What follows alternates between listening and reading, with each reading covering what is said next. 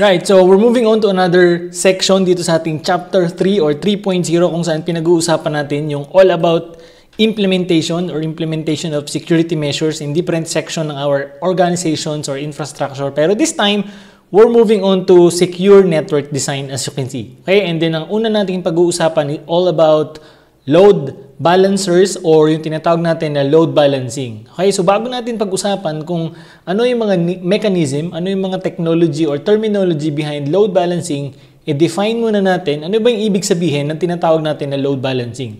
Diba? So from the word itself, load balancing means it's distributing traffic or load to multiple servers with the help of what we called load balancing devices or in short, load balancers. So kumbaga, ang ginagawa natin is para hindi mabulunan yung isang server, for example, or isang device, we distribute the load or traffic to multiple devices or multiple servers nang sa ganon, mabalance natin yung traffic or mabalance natin yung load.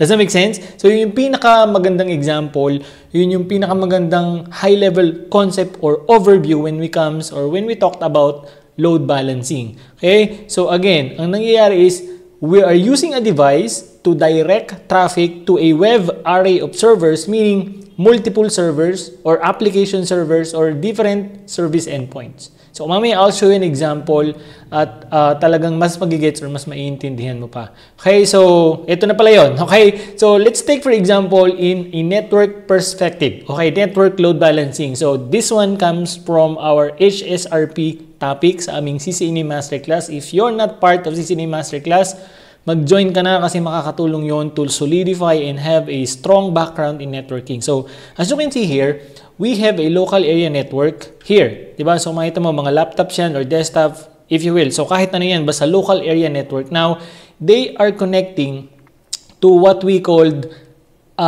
virtual IP na nasa gitna, which is 192.168.1.10. Now, yung mga devices below, yung mga laptops natin, desktops, and users, for example, they don't know that there is a load balancer or there is a load balancing happening upstream or dun sa taas nila. So, as you can see here, we have active and standby. Kung saan yung active, siya yung nag-handle ng traffic, wherein yung standby, papalo siya in case may mangyari dun sa active. So, this is type of load balancing. Ang tawag dito, hot standby router protocol sa networking. Okay, now, ang idea here is there is a virtual IP, okay, virtual IP address kung saan nakakonect or kung saan yun yung kinikilalang gateway ng mga devices below. Hindi nila alam na meron palang active, hindi nila alam na meron palang standby. Basta dun lang sila nakikipag-communicate sa virtual IP, which is part of the hot standby or HSRP group in this case. So, meaning, yung 1.1 at 1.2 natin na server or router dito or layer 3 switch, yung active at saka standby, meron silang virtual IP na isa lang. Yung group nila is represented by the virtual IP which is 192.168.1.10. Meaning, kapag ka nag-down si 1.1, yung active, papalo si 1.2. Pero since yung mga devices at yung mga ibang users underneath them is nakaka-communicate or nakikipag-communicate dun sa 1.10, hindi nila alam na may nangyari na palang failure. Does that make sense? Good.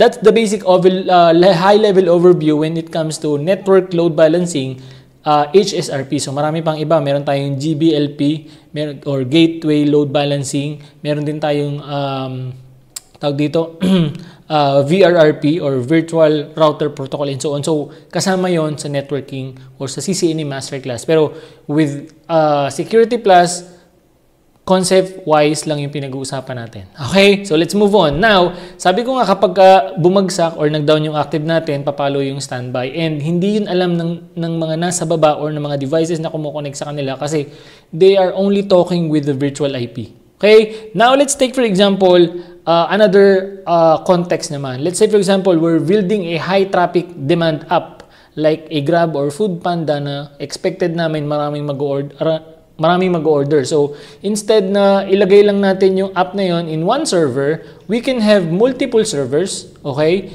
And then, we can have a load balancer, like for example, an F5 big IP load balancer that will redistribute or that will cater all the traffic and then, yun nga, ilo-load balance niya dyan sa mga server na yan. So, ang nangyayari, hindi lang isang server ang nag-handle ng traffic, kundi lahat sila. So, the concept is, again, there is a virtual IP that takes all the requests and then yung load balancer ang nagdi-distribute ng traffic.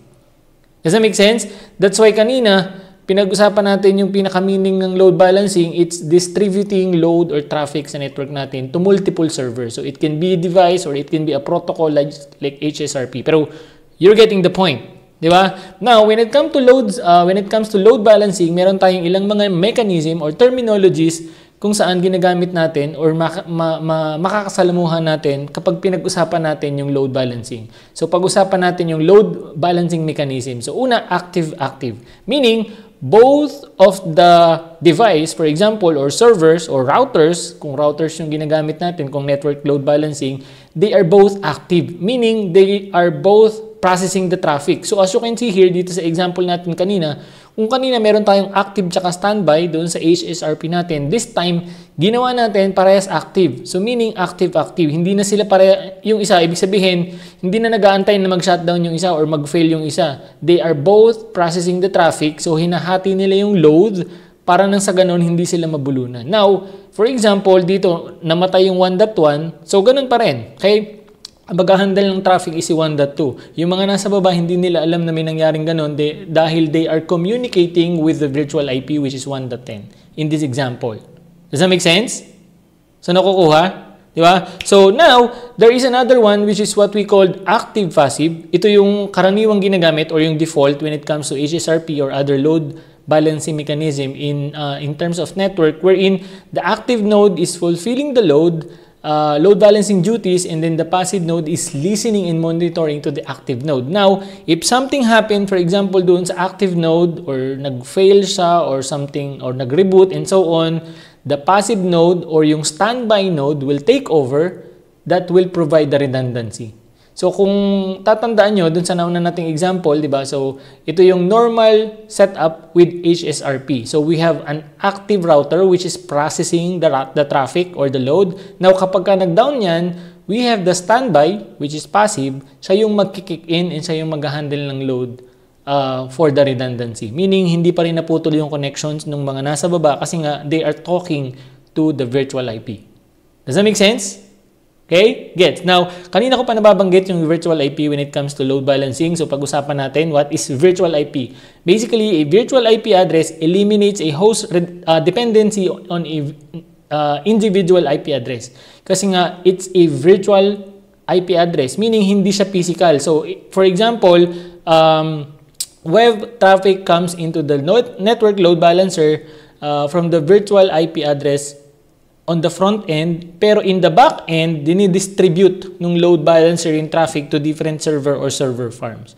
Diba? So kung mapapansin nyo, dito sa example natin, yung virtual IP natin is 192.168.1.10. Virtual yan. Okay? Now, it represents a group. Sa loob ng virtual IP na yan, we can have multiple servers or we can have multiple routers, in this case, that is part of the group which uses or reference to that virtual IP. Meaning, yung mga nasa baba, like yung mga devices natin, yung mga laptops and desktops, nakikipag-communicate sila doon lang sa virtual IP, which is 192.168.1.10 in this example. And then, sa loob ng virtual IP na yun, merong mga devices na nag-a-act as the load balancer. Does that make sense? Nakukuha? Madali lang naman tong concept na to, pero I hope you are now getting the point kung para saan at ano yung function ng virtual IP. Okay, so tuloy tayo. Now, we have another one which is what we called, by the way, before we do that, doon naman sa example natin for a high traffic demand app, diba? So, yung virtual IP natin is ganun din. We have the virtual IP that is basically being the IP address of the app, pero inside of that, okay, meron tayong multiple servers or katulad nga dito, server farm, that is processing the traffic. So, ang ginagawa ng virtual IP or ng load balancer, dinidistribute yung mga request doon sa mga servers na nandun. Okay? So, paano siya dinidistribute? Well, ito na nga yung pinag-usapan natin na load balancing mechanism. Like, pwedeng active-active, pwedeng active-passive, or like this one, we have what we call scheduling. So, scheduling option naman, meron tayong dalawang option.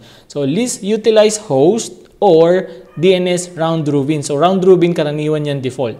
So, meaning, scheduling, there is a determined pattern or algorithm or schedule kung paano i-distribute yung load or traffic. So, sa least utilized host, meaning the network load balancer or the load balancer will check kung alin yung hindi masyadong gamit na server, and then using a scheduling algorithm dun sa load balancer na yun, dun niya ibibigay yung kasunod na request. Okay? So, nade-detect niya yun kung alin yung hindi masyadong busy or kung alin yung hindi masyadong utilized na server. Now, from experience nga, dun sa mga F5 Big IP load balancer, meron pa yun kung alin yung pinakamalakas na server. Yun yung lagi mong bibigyan or twice as much of the others. O kaya naman kung alin yung pinakamahina, hindi mo masyadong bibigyan yun. Pwede mong gawin yun sa F5 Big IP load balancers. Okay? Now, sa DNS round robin, as you can see here, when the request come in, ang nangyayari is, nira-round robin or niro-rotate nung load balancer natin according to the DNS request. So, kumbaga, for example, ito muna ng server 1, sa susunod na request, server 2, kumbaga round robin. Right? So, yan yung karaniwang gamit or karaniwang default sa mga load balancer. I experience kasi sa Teletech, dun ko na-experience tong load balancer. Actually, dun ko siya talaga natutunan. And yun yung kagandahan when you work with infrastructure level enterprises dahil sila yung mga gumagamit ng mga ganitong technologies. Hindi nyo ito makikita sa mga putyo-putyo or pipitsuging company. Yung mga gumagamit nito is yung mga enterprise level or kumbaga sabi ko nga Fortune 500 or Fortune 100 companies. Okay? So, yun. Nung nasa F5 ako as a network engineer, one of my tasks is to create load balancer sa mga client or sa mga account na nagre-request. Like for example, si AT&T may account na nakuha dun sa LOB namin. And then they have the applications i-host doon sa load balancer. So we have 5 servers na magte-take ng request for that application. And then yung 5 servers na yun, i-configure mo sa likod ng load balancer. Like what you see on the pictures here. So mangyayari, meron kayong virtual IP, tapos yung virtual IP, yun yung pinaka-IP nung application. So doon lang kumukonect yung mga request. Now, yung load balancer na yun, nasa likod nun, 5 server na may kanya-kanya pang IP. So, anong nangyayari, depende na sa load balancing mechanism na pipiliin nyo or required, si load balancer na bahalang mag-distribute ng mga traffic. Okay? So, now, nakukuha mo na yung ibig sabihin or mechanics or concept ng load balancing. Good. Now, we also have what we call affinity or yung tinatawag natin na sticky session. Dito naman, when the load balancer is set to affinity, the request is sent to the same web server based on the registered IP address, pwedeng IP plus port or the session ID. So, kumbaga, think of it like a sticky session or persistence natin na tinatawag. Meaning, for example, doon sa ating high traffic on-demand app, let's take for example, nagla-laptop ako, in-access ko yung high demand app natin. Now, yung request ko napunta doon sa server na to. Okay, sa server number 5. Sa susunod kong request, for example, doon na lagi ako dadalhin ng load balancer. Kasi affinity, sticky session, or persistence. Meaning, natatandaan niya via IP address, via session ID, yung request ko, doon niya lagi ako dinadala sa server na yun. Right? So now, you understand kung para saan yung load balancer, ano yung mga example ng load balancing mechanism. I hope by this time, you now understand kung paano ito nakakatulong in securing in network design. Bakit? Dahil, of course, in case mag-down yung isang server, meron pa tayong ibang servers na mag-handle ng request or ng traffic. Or in case dun sa example natin kanina sa HSRP, in case na mag-down yung active router mo, meron kang standby router na mag-handle pa ng traffic. That means, redundant tayo. Okay? Hindi tayo single point of failure. So, kasama yun sa secure network designs natin dito sa ating CompTIA Security Plus. Okay, so we're done with load balancing mechanism or load balancer. In the next video, we're gonna talk about naman network segmentation. So, I'll see you there.